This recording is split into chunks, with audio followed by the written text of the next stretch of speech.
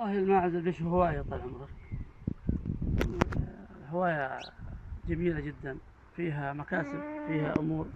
والماعز البيشي هو يعتبر سلالة نادرة جدا. موطنها الأساسي محافظة بيش منطقة جيزان، يمتاز بالارتفاع والجمال وجوام قوامه ومنظره الذي يجلب البهجة لكل من يشاهده.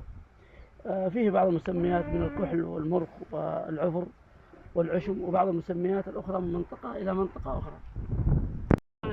كانت بداياتي عام 1400 تقريبا و42، بعدما شاهدنا الماعز البيشي على التواصل الاجتماعي. كان ماعز جميل جدا ويلفت المقارنة، تملك من الماعز العادي قرابة 200 راس.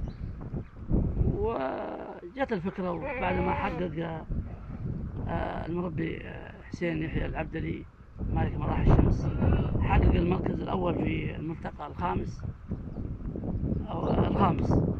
من ذيك الفكرة صرت أزور كذا مراح، فحصلت في فرق بين الماعز البيشي والماعز اللي معترف في الديرة.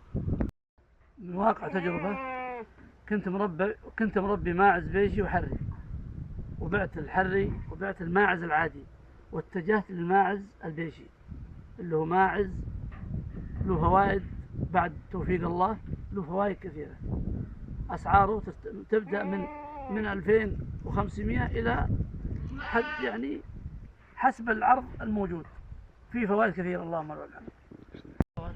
من 60 إلى 65 أمهات منتجة مع الفحول، والحمد لله على الطيب، وإن شاء الله القادم أجمل.